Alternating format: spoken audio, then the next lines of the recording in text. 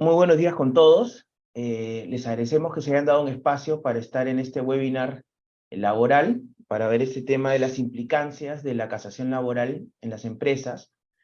En este webinar nos acompañan Dante Bottom y Elías Munaico, quienes van a ser los que van a dictar la charla. Eh, Tengo algunas consideraciones a tomar en cuenta, y es que cualquier pregunta que tengan que hacer, pueden hacerlo en el módulo de preguntas y respuestas que se encuentra acá abajo en el Zoom, y serán respondidos al final de la presentación, ¿no? En caso no se responda alguna, pueden mandar un correo a eventos@prc.com.pe para que sean respondidas sus preguntas. Y luego de finalizado el webinar, recuerden que el audio, video y el PPT va a estar disponible en nuestro blog del Estudio Payet. Le doy pase a Elías Munaico para que comience la presentación. Muchas gracias. Buenos días con todos, muchas gracias Brian. Buenos días Dante, ¿cómo estás? Bienvenidos a este webinar procesal en donde vamos a conversar, como nos comentaba Brian, acerca de los impactos o las implicancias que tiene para las empresas esta modificación del recurso de casación laboral que hemos tenido hace no mucho tiempo. En específico, la ley 31699 ha sido publicada en el Diario El Peruano el 1 de marzo de este año, así que apenas tenemos 20 días con esta norma que en estos momentos vamos a tratar de proyectar un PPT que tenemos aquí preparado para estos efectos. No olviden ustedes que pueden ingresar al sitio web del estudio, a www.prcp.com.pe. Encontrarán mucha información interesante de carácter legal y también, como no, el video y el audio de este webinar. Asimismo, recordarles que pueden hacer las preguntas en el chat de este seminario. Pero si vamos un poquito ya al asunto que nos convoca el día de hoy, tenemos unas modificaciones muy interesantes al recurso de casación en materia laboral. Hay algunas cosas que no cambian, como por ejemplo, qué tipo de resoluciones puedo impugnar, ante quién tengo que presentar el recurso de casación, cuál es el plazo que tengo para poder presentarlo, aspectos procedimentales que en principio yo sé que tengo que interponer una casación en contra de una sentencia que pone fin a un proceso o a un auto que, por ejemplo, pueda declarar fundada una excepción de prescripción o una excepción de caducidad, con lo cual el proceso concluye en ese momento. Tengo el plazo de 10 días para poder plantear el recurso de casación y lo tengo que presentar ante la sala superior que emitió la resolución que estoy impugnando. Ese tipo de aspectos no ha cambiado mucho, pero sí se concede algunos protagonismos un poco más, mayor protagonismo, por ejemplo, en la sala superior. Antes, básicamente, se presentaba el recurso de casación y esto se elevaba ante la Corte Suprema para que pueda la Corte recién analizar si se interpuso dentro del plazo, si se pagaron los aranceles y esos aspectos, digamos, medianamente claros, ¿no? Y se decía mucho que la Corte Superior se convertía en una mesa de partes de la Corte Suprema. Hoy por hoy eso ha cambiado, ¿no? Ahora sí, la Sala Superior tiene la posibilidad de revisar si estamos impugnando una resolución que pone fin al proceso, si estamos adjuntando el arancel correspondiente de casación, si estamos presentándolo dentro del plazo de 10 días. Esos aspectos hoy sí se convierte en una especie eh, de checklist que debe revisar la Sala Superior antes de emitir o enviar un expediente a la Corte Suprema. Entonces, hoy se da un poco más de protagonismo a la sala, ya luego vamos a ingresar un poco más a detalle con Dante, qué tanto protagonismo significa esto para la sala superior y qué tanto protagonismo esto termina definiendo cuál es la estrategia de defensa que como empresa podemos plantear ante un proceso judicial, qué es lo que podemos esperar, si es que siempre podemos llegar ante la Corte Suprema o van a haber algunos casos en los que no, en donde el caso terminará en Corte Superior y claro, la estrategia de defensa tiene que estar enfocada de una forma distinta. Otro de los aspectos que tiene, esto es básicamente una especie de recordaris de la nueva regulación de la casación, es este fortalecimiento de la excepcionalidad del recurso de casación. Antes teníamos dos causales muy claras, que era una infracción normativa y un apartamiento inmotivado de precedentes, sea del Tribunal Constitucional o de la Corte Suprema. Hoy con la nueva modificación del recurso de casación, se han incrementado en cuanto al número de dos a básicamente cinco causales del recurso de casación. Se brinda un poco más de claridad, entre comillas, aunque ya Dante nos comentará si es que realmente esto es claridad o no, porque parece que algunas causales se están incorporadas dentro de otra, pero es la regulación como la han establecido, muy similar a la modificación de la casación civil, pero son cinco causales que están vinculadas también a normas de derecho material, a normas de proceso, normas procesales, garantías constitucionales, tratados, y también, como no, a los pronunciamientos que pueda emitir el Tribunal Constitucional o también la Corte Suprema. Y la posibilidad también de parte de la Corte de que en algunos casos, imaginemos que mi recurso no cumpla con algunos estándares como ahora es, que deba la sentencia de segunda instancia tener un monto reconocido superior a 500 URPs, ¿no? Que más que estamos hablando de 247.500 soles. Si la sentencia no cumple ese parámetro, yo ya no puedo recurrir en casación. Se establece un quantum mínimo para ir a la Corte Suprema a debatir este asunto. O, por ejemplo, también se establece otra causal de improcedencia que se refiere a que si en primera instancia la sentencia tiene un sentido de fundada o infundada, y en segunda instancia esto es confirmado, tampoco yo podría recurrir en casación. Tengo el doble conforme que se establece en la regulación, en la nueva regulación procesal, que me impediría acudir a la Corte Suprema. Y en caso que yo plantee el recurso, si yo planteo este recurso de una forma que la Corte lo considere maliciosa o temeraria, tengo la posibilidad de ser sancionado. A pesar de que yo sé que las 500 URPs no han sido superadas, planteo el recurso de casación, la Corte podría entender que yo estoy utilizando de forma irregular el recurso de casación y podría ser sancionado. La multa va de entre 10 URPs, que es una UIT, 4.950 soles, hasta las 50 URPs, ¿no? Digamos que son reglas que la nueva ley procesal de trabajo contiene con relación al recurso de casación, que limitan la posibilidad de acceder al mismo y fortalece esta excepcionalidad, porque ya será la Corte Suprema quien defina cuándo sí, cuándo no. Con relación a esto, Dante, ¿te parece si vamos incorporando un poco el tema? Porque aparentemente hoy por hoy la casación, si bien es cierto, tenemos una regulación formal, unos parámetros ya establecidos en la norma, pero se deja alguna excepcionalidad de protagonismo para la Corte Suprema en donde, a pesar de no cumplir con estos parámetros, yo podría llevar un caso a Corte Suprema. Claro, buen día, Elías, y a todos quienes han tenido la amabilidad de estar hoy acompañándonos en este webinar. Un poquito resumiendo lo que tú nos has dicho y para que las empresas lo tengan en consideración, es que, claro, siempre en los procesos laborales teníamos la idea que teníamos tres chances, ¿no? Un proceso, porque la gran mayoría de controversias laborales comienzan en un juez especializado, es decir, un juez de primera instancia, ¿no? Controversias en paz letrado son muy poquitas, ¿no? Y casi en temas menores, ¿no? Las grandes discusiones en materia laboral inician en juzgados especializados, es decir, primera instancia, temas de reposición, pago de beneficios, nulidad de despido, daños y perjuicios, hostilidad, etc. Entonces, teníamos tres chances, porque, claro, íbamos a un juez de primera instancia, ganábamos o perdíamos, perfecto. Si perdíamos, apelábamos, si ganábamos, celebramos, ¿no? Íbamos a segunda instancia, ¿no?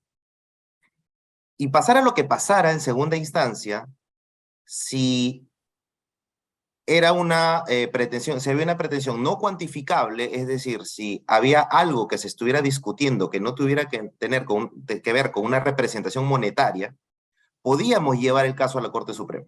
Básicamente interesaban los temas de reposición. Como sabemos, en el Perú hay por lo menos tres causales para que un trabajador sea repuesto: de pin causado, fraudulento y nulo, por cualquiera de las causales del 29 de la ley. Y teníamos una última oportunidad, ¿no? Como dicen, siempre hay últimas oportunidades en la vida, ¿no? Entonces, claro, íbamos a la Corte Suprema. Si íbamos perdiendo, claro, íbamos a la Corte Suprema con el ánimo de que la Corte Suprema revirtiera el pronunciamiento y declarara fundado nuestro recurso de casación y con eso ganáramos el caso o en todo caso redujéramos la contingencia. ¿Cuál es el primer gran problema, Elías, que tú nos has explicado? Y es que estas 3 chances ahora básicamente se han convertido en 2. Porque la última oportunidad, es decir, recurrir en casación o llegar a la Corte Suprema va a ser muy, muy complicado conforme lo vamos a ir desarrollando. Y esto, como tú bien nos has dicho, Elías, genera o le da un protagonismo inusitado a los jueces de segunda instancia. Por un orden lógico, ¿no? Si yo ya no tengo, en la gran mayoría de casos, un ente judicial que me va a controlar, como sería la Corte Suprema, a las salas superiores de todo el país, significa que las posibilidades de control y de empoderamiento de cada una de las salas de los, si no me equivoco, 36 distritos judiciales en el país, es un poder importante. Entonces, la sala laboral de Lima Norte, la sala laboral de Lima Este, las salas de Lima, la sala de Ventanilla, la sala de Lima Sur, las salas de Piura, de Cusco, de Arequipa, de Tacna, etc., de todos los distritos judiciales, son ahí, en esas salas, donde la gran mayoría de controversias van a acabar en materia laboral. Y la posibilidad de control por parte de la Corte Suprema va a ser muy, muy reducido, ¿no? Y como tú bien nos has explicado, Elías, esto debido, y vamos a profundizarlo a continuación, a que nos han impuesto una cuantía exorbitante. Antes, para llegar en casación, eran 100 URPs. O sea, la URP, para quienes no lo conocen necesariamente, es el 10% de la UIT, ¿no? Entonces, tenemos ahora una valla monetaria muy importante, que son 500 URPs, que no es nada más y nada menos que 247,000 soles. Es decir, para mencionarlo con palabras muy coloquiales, si me han demandado o mejor dicho, si se ha dictado una sentencia en segunda instancia por menos de 247,000 soles, no voy a poder recurrir en casación. Primer problema. Y segundo problema, supongamos que no es un tema monetario, ¿no? No es un tema monetario, sino que son pretensiones de reposición, que son las que casi siempre las que mayor problemática generan, ¿no? Porque obviamente un trabajador repuesto no solamente es el trabajador repuesto, sino además todas las pretensiones adicionales que se piden, ¿no? Lucro cesante, daño emergente, daño moral, daño al proyecto de vía y otros daños que con Elías hemos visto que se inventan en las demandas, ¿no? Entonces, si son temas de reposición, hay un tema que ya nos gustaría luego que en la etapa de preguntas profundizar con todos los que nos siguen, es el doble conforme, que bien lo has explicado, Elías, el doble conforme. ¿Qué significa el doble conforme? El doble conforme va a jugarnos a favor o en contra. ¿Por qué? Si gano un proceso en primera instancia y ese proceso y esa sentencia es confirmada en segunda instancia, es decir, infundada, por más que sea una pretensión no cuantificable y que teóricamente podría llevarlo el trabajador a la Corte Suprema, no lo va a poder hacer. Y ustedes dirán, oye, Dante, pero esto es una buena noticia para las empresas. Sí, pero entonces eso significa, conforme lo vamos a desarrollar, que hay que ganar en primera y en segunda instancia para evitarnos la dilación del recurso de casación. Pero en sentido contrario, si perdemos en primera y perdemos una reposición en segunda, no vamos a tener la posibilidad de control por parte de la Corte Suprema. Y esto, Elías, bueno, ya lo podemos desarrollar después, tiene un impacto, por ejemplo, en los temas de despido fraudulento. Seguramente muchos de ustedes los han demandado por despido fraudulento. Y el despido fraudulento es una categoría jurídica que hasta hoy no está clara en nuestro sistema.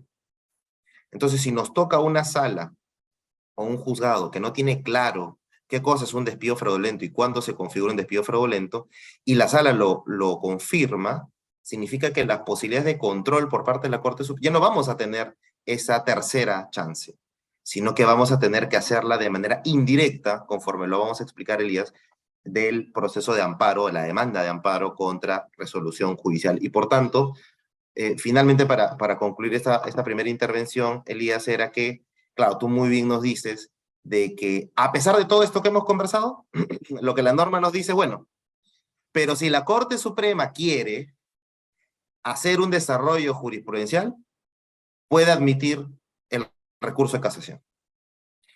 Quizás esté aquí digamos, esta pequeña ventanita que aún todavía, ¿no?, puede existir, pero que finalmente ya no va a depender de nuestra voluntad, sino de la voluntad de la Corte Suprema de querer admitir, pese a todos estos impedimentos, nuestro recurso de casación para eventualmente desarrollar la doctrina jurisprudencial. Correcto, correcto. Ese es un punto muy interesante que tiene que ver con lo que justo le hemos traído como eje temático, ¿no? Hay tres grandes efectos que tienen estas modificaciones. En principio, tenemos que rediseñar las estrategias de defensa que tenemos en los procesos laborales. En segundo lugar, tenemos que reconocer que hoy por hoy hay una importancia muy relevante de los pronunciamientos de primera y de segunda instancia. Y finalmente, lo que va a generar esto es que se va a incrementar el litigio, ya no en el tema estrictamente laboral, sino que se va a trasladar a los amparos contra resoluciones judiciales, que más adelante vamos a ver a detalle qué tantos pasos tenemos que transcurrir y qué tanto tiempo puede transcurrir, que incluso puede superar al proceso laboral en sí mismo. Lo primero, el rediseño de las estrategias de defensa. Esto, en definitiva, va a generar que tenemos que colocar el 1000% de esfuerzo en la recaudación de los temas probatorios. Llevar al proceso laboral, llevar a la contestación de demanda o presentar en la demanda según nos corresponda, porque el empleador también puede presentar demandas, llevar todas y cada una de las pruebas que sustenten nuestro caso. Puede ocurrir en alguna oportunidad que alguna no se pueda tener en el momento de presentar este tipo de defensas, básicamente porque quizá hay un tema de protección de datos personales, no se puede acceder a las historias clínicas, no se puede acceder a los estados de cuenta bancario, por ejemplo, y en donde sí se requerirá otro mecanismo de defensa en parte de la estrategia para poder traer esa información al proceso. Pero en definitiva, todo tiene que estar agotado en los momentos estelares de postulación al proceso, que es demanda y contestación. Y evidentemente esto trae también consigo una especialización en los temas tanto materiales como procesales. En el tema procesal, justo trayendo a colación lo último que nos comentaba Dante, que la Corte tendrá mucho margen de actuación en definir cuándo me interesa un caso y cuándo no, a pesar de que no cumpla con los requisitos de casación, en este interés casacional, como lo denomina la norma, que es traer un caso a la Corte Suprema a pesar de que no cumple con esos parámetros. Allí se ve con mayor nitidez el tema de la especialización y la búsqueda de información en torno a cómo vienen fallando las cortes. Porque este sistema, en donde la Corte decide qué casos ve y qué casos no ve, es interesante implementarlos en un contexto en donde todas las cortes superiores tengan por lo menos un mismo norte, todas tengan un fallo más o menos predecible. Pero si las cortes superiores, que son diversas en el país, tienen entre sí criterios contradictorios, va a ser mucho más difícil que se pueda implementar un certiorari de la forma como doctrinariamente corresponde. Entonces, para hacer este punto corto, lo que interesará en el tema de la especialización al momento de formular estos recursos es claramente traer a colación qué criterios ya tiene la Corte y qué criterios vienen implementando internamente las Cortes superiores que van en contradicción con ellos para que ellos puedan llevar el recurso hacia la Corte Suprema a pesar de que no cumple con los parámetros. Es uno de los puntos más importantes y que trae a colación justamente el conocimiento sobre esta praxis en los distritos judiciales. Tenemos que ya estar atentos a lo que los juzgados y las salas puedan emitir pronunciamiento, ¿no es cierto, Dante? Correcto, qué interesante lo que nos comentas, Elías, porque, claro, en la línea de que las cortes superiores, es decir, las salas, ¿no?, laborales o mixtas eventualmente, o civiles en algún caso, van a conocer los procesos laborales en segunda y definitiva instancia. Es importante que se conozca la praxis de cada distrito judicial. Es decir, bueno, y nosotros, para quienes conocen, nos dedicamos justamente a eso, ¿no? Nuestra vida es defender a las empresas en los procesos laborales, ¿no? Y lo hacemos en la gran mayoría de distritos judiciales y no en todos. Entonces, claro, incluso en el departamento de Lima, ¿no? Es muy, muy diferente la forma en que razona, por ejemplo, el Distrito Judicial de Lima al que razona en el Callao, por ejemplo, ¿no? O en Lima Este. E incluso en Lima, en cada una de las salas es distinto, ¿no? Entonces, claro, si en Lima tienes varias salas que ven temas laborales y cada una va a estar igual de empoderada en cuanto a su pronunciamiento, el tema es, primero vamos a tener que, digamos, agotar todos los esfuerzos, como decía Elías, en los aspectos probatorios, pero también en los aspectos jurídicos, es decir, en los insumos jurídicos que podemos presentar. Y trataremos de presentar, y siempre lo hacemos, la mayoría de casaciones, sobre todo las últimas, que respalden nuestra posición jurídica. Pero esto ya no va a seguir siendo solamente así, sino que además vamos a tener que presentar a la propia sala sus anteriores pronunciamientos. Porque como es el órgano de cierre, ya no es irrelevante lo que la propia sala haya dicho, sino que hay que mencionarles, señores, ustedes han resuelto en esta controversia anterior, este es su criterio, y en este nuevo proceso que ustedes van a resolver, no se olviden que esto es lo que ustedes ya dijeron. Entonces, vamos a tener que tener un conocimiento sobre la práctica de cada uno de los distritos judiciales y conocer a estas salas ya recientemente empoderadas, ¿no? Estas salas laborales. Correcto. Es muy interesante esto porque requiere definitivamente mayor análisis. Lo segundo es el tema justamente esta importancia de los pronunciamientos. Ahora, no solamente enfocándonos en segunda instancia, en los órganos de cierre, los novísimos órganos de cierre, sino también en esto que la Corte Suprema va a denominar doctrina jurisprudencial vinculante. No hay muchos pronunciamientos cuando a veces revisamos, la Corte emitió un pronunciamiento vinculante o un precedente, pero revisamos el contenido y bueno, tiene algunas reglas, es cierto, pero están vinculadas de una forma general al artículo 22 de la Ley Orgánica del Poder Judicial, ¿no? Y muchas veces estas reglas, se publicitan ¿en dónde? Solamente en el Diario Oficial del Peruano cuando sale la casación. Aquí lo que se va a requerir un poco, si es que se va a fortalecer esta doctrina jurisprudencial de la Corte Suprema, es establecer pues un lugar en donde se publiquen cada uno de los pronunciamientos que tengan esta doctrina jurisprudencial, porque es el principal insumo al cual vamos a poder acceder para poder formular este recurso de casación.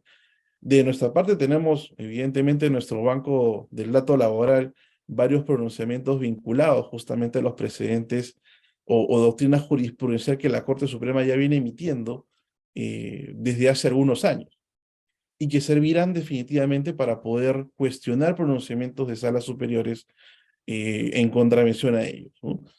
Por ejemplo, a grandes rasgos, en el caso de litigios en las empresas del Estado, en donde se establecen que las remuneraciones topes que aprueba el FONAFE son eso, remuneraciones tope para las empresas públicas.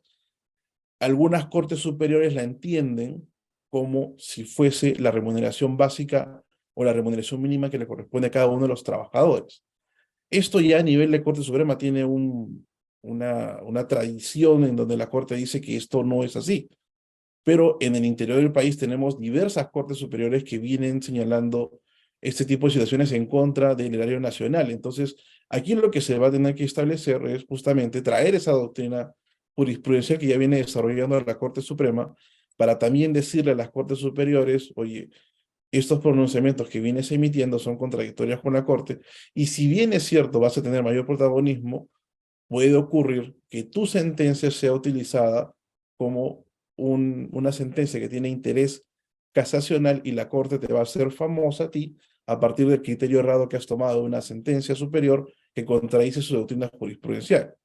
Entonces, estos mecanismos evidentemente requieren mayor búsqueda de información y mayor transparencia de parte del órgano estatal para publicitar todos estos pronunciamientos que muchas veces están dispersos. Dante, no sé si aquí tienes algún comentario respecto justamente del tema de la actualización constante sobre la doctrina. Sí, cuando nosotros trabajamos un caso, ¿no? Es decir, un proceso judicial laboral, un caso, uno de los principales insumos que utilizamos es evidentemente la jurisprudencia, ¿no? Entonces, hay que estar actualizados y bueno, para eso nosotros, esa fue la intención, ¿no? De crear dato laboral, ¿no? De publicitar los principales pronunciamientos que emitía la Corte Suprema y el Tribunal Constitucional en materia laboral, ¿no? Porque no tienen necesariamente una publicidad tan a la cual es muy fácil acceder, ¿no? O sea, nosotros nos damos ese trabajo de revisar los pronunciamientos casi diariamente de la Corte Suprema y exponer aquellos que evidentemente tienen relevancia. Entonces, pero precisando lo que mencionabas de la importancia de los pronunciamientos de primera y segunda instancia, es que tengamos en cuenta, y lo decimos con la experiencia que tenemos en estos temas, que por ejemplo los temas de despido, ¿no? El doble conforme va a ser una gran herramienta para las empresas. ¿Por qué? Porque si tú despides bien a un trabajador y tienes los medios probatorios que acreditan la falta grave, vamos a ganar en primera y vamos a ganar en segunda instancia. Con lo cual, el proceso acabará en ese momento. Pero si por el contrario, hacemos un procedimiento de despido sin los medios probatorios necesarios, de manera apresurada, sin tener en cuenta o a veces imputando más faltas de las que efectivamente se pueden acreditar, entonces lo que estamos haciendo es complicar el futuro proceso judicial. Y creo que Brian lo mencionó en un webinar que hicimos en el área hace muy poco. Hemos hecho una estadística y, bueno, la gran mayoría de casos de despido por falta grave se ganan en el proceso judicial, si están bien hechos y porque la oralidad ayuda en este sentido. Entonces, ¿cuál va a ser también la importancia de los pronunciamientos de primera y segunda instancia? De que, bueno, si hacemos un buen procedimiento de despido, por falta grave, por ejemplo, por capacidad, vamos a tener un proceso más corto y no necesariamente vamos a tener que dilatar la resolución de la controversia hasta la Corte Suprema. Y para eso necesitamos muchos insumos, necesitamos medios probatorios, necesitamos obviamente adelantarnos al futuro proceso judicial y además, en este caso, conocer los pronunciamientos de la Corte Suprema y de las salas superiores en las que posteriormente se vaya a ventilar el proceso judicial. Claro, y eso, Dante, también va a traer el hecho de que ya la segunda instancia sea un órgano prácticamente de cierre, porque el órgano de vértice todavía se va a hacer más excepcional. En cuanto a la duración de los procesos judiciales, esto va a tener un efecto casi inmediato, ¿no? Si hoy tenemos procesos judiciales que, claro, con el recurso de casación pueden terminar demorando 4 o 5 años, esto, la posibilidad de eliminar la casación o limitar gravemente la casación, nos traería procesos judiciales mucho más rápidos, en realidad. Entonces esto, Correcto, sí. Los procesos a ver, un proceso solo por ser remitido a la Corte Suprema hasta su calificación y hasta la fijación de la fecha efectiva de vista de la causa, estamos hablando de 1 año y medio, 2 años, solo en ese trámite. Entonces, insisto, si nosotros ganamos en primera y ganamos en segunda, nos vamos a ahorrar 2 años de trámite. Por más que estemos ganando, igual mantener un proceso vivo sin saber lo que va a pasar es una contingencia activa, ¿no? La cual desaparecerá si es que logramos un pronunciamiento doble en primera, favorable obviamente, en primera y en segunda instancia. correcto, correcto. Y otro de los efectos que viene justamente con motivo de estas modificaciones a la casación, como ya tenemos como órgano de cierre prácticamente a las salas superiores, ya que la casación es excepcional, es a dónde recurro, con cómo cuestiono estos pronunciamientos. Si ya no tengo esta posibilidad de ir a la Corte Suprema, ¿qué es lo que puedo hacer? Frente a esto, Dante, creo que se abren algunas preguntas, ¿no? De repente hacemos un pequeño ping-pong. Yo tengo ya una sentencia de segunda instancia con el doble conforme. ¿Debería recurrir en casación sabiendo que no puedo acceder a este recurso o tengo que hacerlo de todas maneras para poder ir a un proceso de amparo? Qué buena pregunta, ¿no? Como lo va a calificar la sala, ¿no?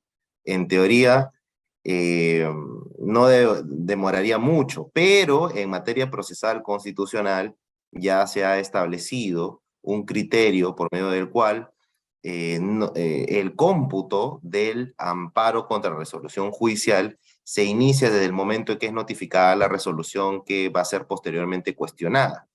Entonces, si nosotros interponemos el recurso de casación, sabiendo que va a ser declarado improcedente por razones de cuantía, por doble conforme, y esta calificación demora demasiado, quizás para interponer la demanda de amparo contra la resolución judicial ya se pasó el plazo, ¿no?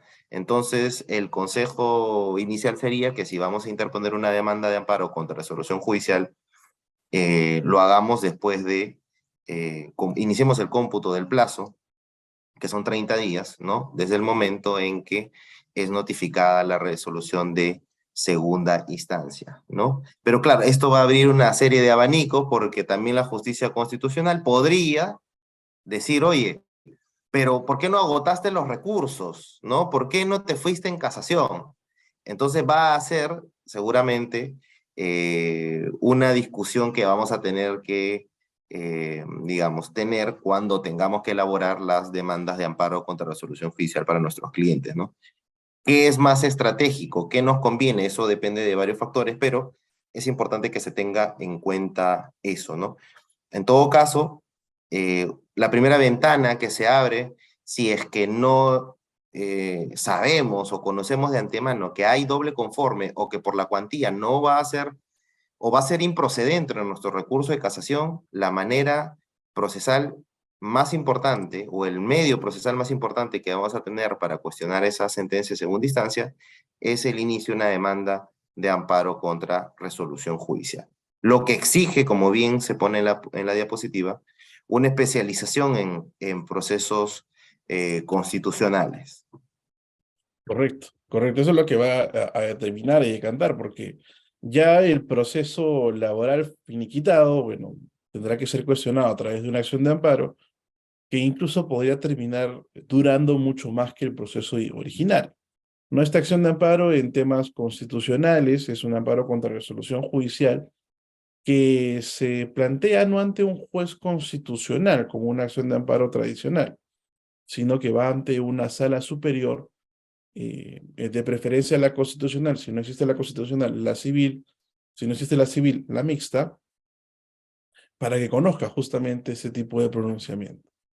Y allí se generan varias aristas, porque ya no solamente estaremos enfocados con el tema de la motivación de resoluciones judiciales o los derechos constitucionales que puedan estar vulnerados dentro de esta sentencia que emita la segunda instancia y que ya no pueda ser recurrida en casación, sino que incluso en la misma operativa, si son cortes superiores pequeñas, el problema que tienen es que muchas veces tienen una o dos salas.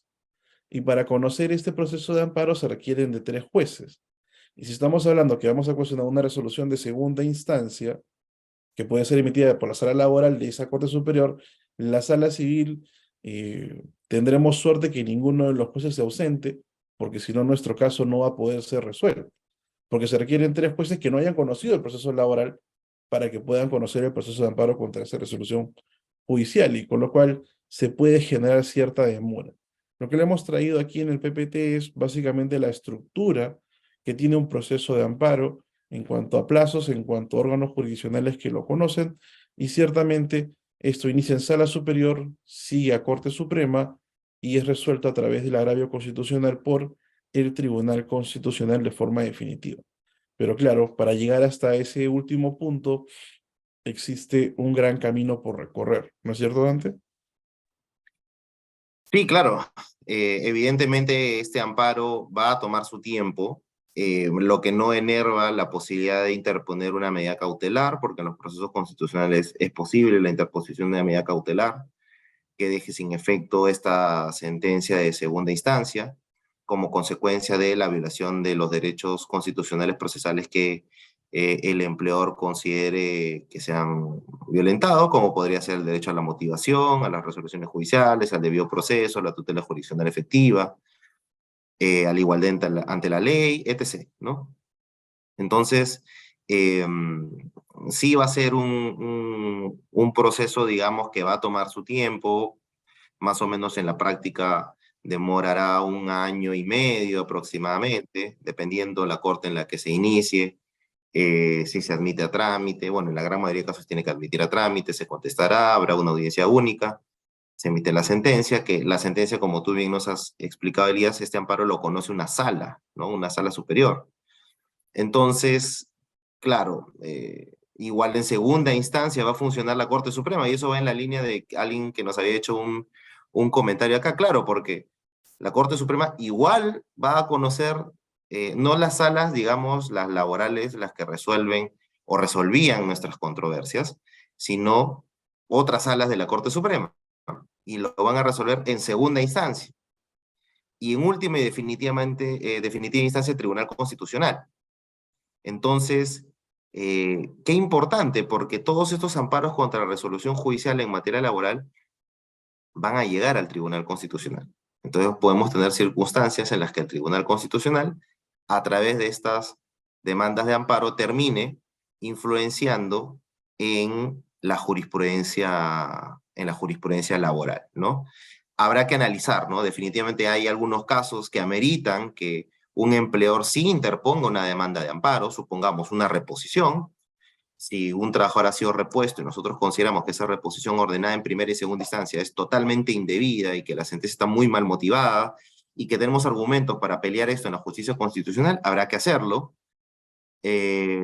por la relevancia del caso y por la implicancia que puede tener en la empresa, ¿no? Pero es importante que los empleadores conozcan que ya ahora tenemos dos chances básicamente en materia laboral, primera y segunda instancia, excepcionalmente, muy excepcionalmente la Corte Suprema, y se abre la posibilidad de interponer demandas de amparo contra las sentencias de segunda instancia, ¿no? Y bueno, como no es un cherry, pero bueno, Elías y yo, bueno, yo trabajaba en el Tribunal Constitucional. Elías tiene también especializaciones en temas de proceso constitucional, es decir que podemos hacer estas, y de hecho lo hemos elaborado ya demandas interesantes de amparo contra el 1/2022 y el 14/2022, estos decretos supremos que son claramente inconstitucionales, ¿no? Además del soporte que tenemos de parte del área procesal del estudio, que ve también temas procesales constitucionales, ¿no? Entonces, vamos a tener que coadyuvar en la defensa de nuestros clientes, ahora también en el área procesal constitucional, conforme se analice en cada caso en concreto, porque claro, evidentemente hay que analizar costo-beneficio. Por eso lo mejor, como tú bien nos decías, Elías, es hacer todos nuestros esfuerzos para ganar el proceso judicial laboral ordinario, en primera y en segunda instancia. Ese será nuestro escenario ideal y con eso evitamos un problema mayor. Correcto, correcto. Esto es sumamente importante y claro, nos obliga a pensar no solo en el momento previo al juicio, sino un poquito más atrás, al momento de tomar la decisión empresarial, ¿no? Lo que tú nos comentabas respecto a la posibilidad de hacer un despido correctamente desde el punto de vista procedimental, desde el punto de vista de que tengo la razón y tengo las pruebas para poder hacer una desvinculación justificada o alguna movilización geográfica, emplear informes que puedan sustentar esta decisión empresarial para luego, pensando que esto lo va a revisar siempre un juez. Porque si desde ese momento no nos preparamos para lo que viene después, evidentemente ya en áreas de proceso judicial eh, van a existir de repente algunas complicaciones, ¿no? Esto siempre es pensando bien desde la toma de la decisión empresarial para poder tener toda la información, tener todo el sustento de nuestra actividad frente a un juez de trabajo, ¿no? Que es que es quien va a resolver esta controversia. Bueno, recuerden ustedes que tienen la posibilidad de hacer preguntas a través del box de preguntas y respuestas de este evento, así que nos mantenemos atentos a ellas, sin perjuicio de que las puedan remitir a los correos que tenemos eh, previstos ahí en el evento. Brian.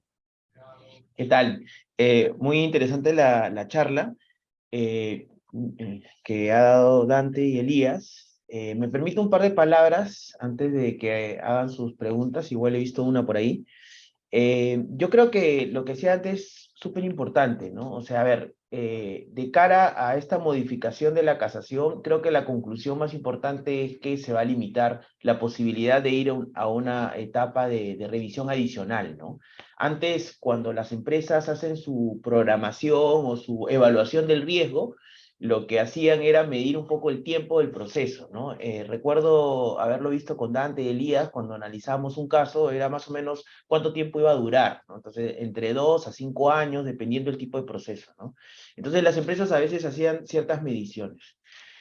Con esta nueva ley procesal de trabajo, digamos, las mediciones del tiempo se habían reducido, evidentemente, ¿no? De un promedio de 2 a 3 años. Con la anterior ley, recuerdo que era de 5 a 7 años, o sea, era impresionante el tiempo que duraba.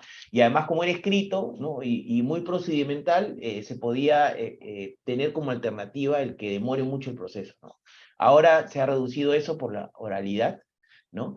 Y aún ahora, con esta nueva modificación, creo que esa es un poco la conclusión, ¿no? Que tenemos una etapa menos, ¿no? Posible, digo, y esto va a modificar nuestra expectativa o nuestra posibilidad en un proceso laboral, ¿no? Entonces yo creo que ahí la conclusión que tiene que quedarnos a nosotros como empresa es la siguiente, es, como decía Dante, ¿no? Tenemos una etapa previa antes del proceso, a veces recibimos las demandas ya con toda la estructura, con toda la demanda, con todas las pruebas ya hechas, ¿no? Yo creo que ahora las empresas tienen que entender que hay que evaluar previamente cada proceso, ¿no? Recuerdo con Elías, a veces hacemos algunos informes de procesos sobre la viabilidad del proceso judicial, ¿no? En el sentido de que, por ejemplo, analizamos los argumentos, ¿no? Decimos, oye, el proceso judicial tal y como está ahorita, ¿qué riesgo existe, ¿no? Es decir, hay una probabilidad que ganes, puede ser probable, puede ser posible o puede ser remoto, ¿no? Y ahí es donde la empresa cuantifica cuál es su riesgo económico y luego inicia una negociación o evalúa la posibilidad de negociar, ¿no? Eso es lo primero que creo que es importante comenzar a hacer con los clientes, ¿no? Ya lo estamos haciendo con varios clientes que evalúan la negociación como una alternativa, ¿no? Ahí se ahorran costos, costas, tiempo, desgaste, ¿no? Y nosotros, como área procesal, digamos, evaluamos el riesgo y nos adelantamos a todo este tiempo y todos estos costos que se pueden dar. Entonces yo creo que eso es una primera cosa que se puede hacer. Lo otro es lo que decía Dante correctamente, ¿no? El 93% en nuestra experiencia de los procesos judiciales en temas disciplinarios, es decir, en despido, ¿no? Por causa justa, nos dan la razón. Y no es un juzgado de Lima o Callao, ¿no? Es un juzgado a nivel nacional, ¿no? Es decir, a nivel nacional los jueces, si tú armas correctamente tu caso, te van a dar la razón, ¿no? La mayoría de los errores que vemos cuando declaran fundada una demanda o ordenan la reposición son básicamente por errores en el procedimiento. La clásica que no adjunta los medios probatorios a la carta de preaviso de despido y lo que decía Dante, ¿no? Es decir, que no imputan correctamente una falta grave, ¿no? Entonces, es un error previo de la configuración o la poca valoración que tenemos al procedimiento de despido, ¿no? Yo creo que una tercera conclusión muy ligada a esto es que va a pasar es que las empresas van a tener que armar mejor sus casos de preaviso de despido, ¿no? Y qué mejor consejo que la de Dante y Elías, por ejemplo, en darte el input de lo que va a pasar en el proceso judicial. Entonces, a la hora que tú imputes una falta grave, tienes que pensar lo que el juez va a pensar, ¿no? Entonces, a veces cuando tú imputas una falta grave, dices, oye, pero es obvio que esto es una falta grave, es obvio. Pero no es obvio, porque el que te lo va a revisar es un juez que ha hecho toda su carrera en ese mismo sitio y no entiende las particularidades de tu sector. Entonces es importante el input del área procesal para que te cuenten, ¿no? En el análisis de tu procedimiento de despido, lo que ya te va a decir. Y ellos te lo van a adelantar. Mira, si tú pones esto y lo pones mal, el juez te va a decir esto. Entonces, eso es importante. A veces siento que nosotros vemos a nuestra área procesal un área ya de resolución, ¿no? Y a veces ya le llegan los muertos, ¿no? Entonces, trata de darle ¿no? Resucitarlos ahí, ¿no? Pero es mejor antes de que lleguen muertos, es mejor que planifiquemos desde el día uno nuestros procedimientos de despido, ¿no? Nada, yo creo que es súper interesante, creo que tenemos todos la tarea de revisar un paso previo, ¿no? Antes, porque obviamente el tema procesal va a estar complicado, ¿no? Pero también utilicemos esto como una oportunidad de mejorar nuestros mecanismos de negociación, ¿no? De revisar nuestros casos previamente. Hagamos lo que estamos haciendo con Elías, ¿no? Por ejemplo, tenemos una revisión de los procesos judiciales, entonces nosotros vamos revisando mes a mes qué procesos judiciales vienen y de repente identificamos una demanda y te la van a notificar acá 6 meses. Entonces, ¿para qué vas a esperar 6 meses? Vayan trabajando los medios probatorios. Se pierden en 6 meses. Nos pasa, ¿no? Con Dante, con Elías, nos pasa que tenemos un testigo hoy, ¿no? Pero acá 6 meses el testigo ya está en otra empresa. Y obviamente anda, búscalo, pues, para que te dé su declaración testimonial, no te la dan ni a vainas, ¿no? A menos que le des plata. Entonces, ese sentido de oportunidad. Entonces, utilicemos todos estos mecanismos, estas herramientas que tiene el estudio de poder adelantarte a ver si hay un proceso judicial y luego ir armando tu defensa desde el día uno, no esperar al final, ¿no? Porque la primera y segunda instancia es vital ahora, ¿no? Ya la casación es más complicado, ¿no? El tema del amparo es complicado también, entonces yo no me esperanzaría en ninguna de esas vías, ¿no? Sino estaría pensando en como estrategia la primera y segunda instancia. Entonces hay que potenciar nuestro proceso en esas instancias. Y nada, yo creo que ha estado súper interesante. No sé si hay una pregunta ahí que Dante y Elía quieren contestar.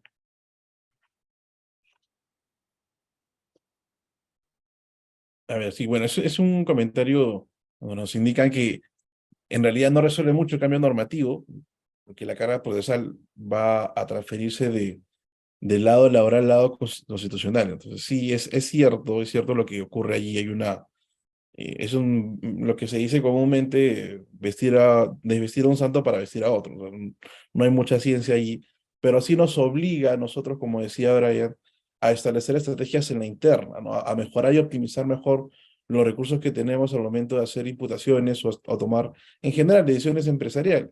Entonces, eso sí nos va a poner un poco más, vamos a tener que poner más énfasis en desarrollar ese tipo de mecanismos y estrategias. Dante, me parece que querías comentar algo.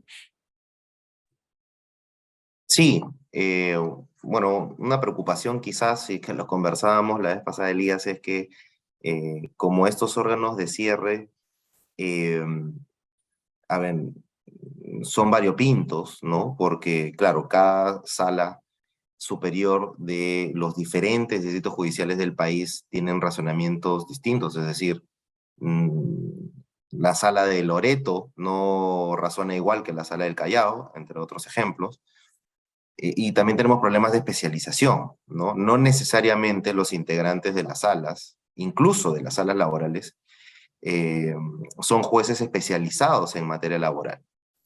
Entonces, justamente, ¿no? La idea de que existiera la casación en la gran mayoría de casos era la posibilidad de control. Como eso ya no se va a poder hacer, van a haber muchos casos en que sean resueltos por las salas superiores que no necesariamente tengan una resolución correcta, ¿no? Una resolución que se ajuste a derecho, bajo una interpretación razonable del sistema jurídico. Y por tanto no va a ser descabellado definitivamente utilizar la vía del amparo como mecanismo indirecto de control judicial, ¿no? Eso era lo que quería comentar, Elías. Bueno, y un último dato que ya no lo dijimos, un tema administrativo, y es que si llegas a la Corte Suprema y tu abogado no va a la audiencia, también se declarará improcedente el recurso de casación. Entonces, bueno, eso como para tenerlo en cuenta para una demanda de daños y perjuicios por mala práctica, ¿no? Perfecto. Bueno, muy agradecido. Me parece, Brian, tú tienes las palabras finales. Sí, no, gracias Dante, gracias Elías. Estos temas, la verdad que son preocupantes, son preocupantes en el sentido porque nos limitan, digo, como empresas en general, pero creo que siempre hay que ver el sentido de oportunidad, ¿no? En todo cambio, ¿no? Y creo que hay que trabajar, creo que en resumen lo que nos llevamos todos en general, ¿no? Digo todos porque igual vemos todo este tema de los procesos igual, es que tenemos que trabajar las etapas previas, ¿no? Y reforzar el tema de la primera y segunda instancia, ¿no? Y estar preparados para ya la acción de amparo y lo que pueda llegar a la Corte Suprema, ¿no? Lo último que quería comentar era que cualquier otra consulta que tengan, nosotros encantados de apoyarlas, pueden escribirles a eventos@prc.com.pe, a Dante Botton y a Elías Munaico, o a mi persona. Nosotros encantados de apoyarlos en todo el tema de cualquier consulta, no solamente de este tema, sino procesal, que tengan algún proceso o cualquier revisión que quieran hacer. Les agradecemos su participación el día de hoy y esperamos que seguir contando con su presencia en los próximos webinars que organicemos en el área. Muchas gracias. Gracias, Brian. Gracias, André. Hasta luego, que estén bien.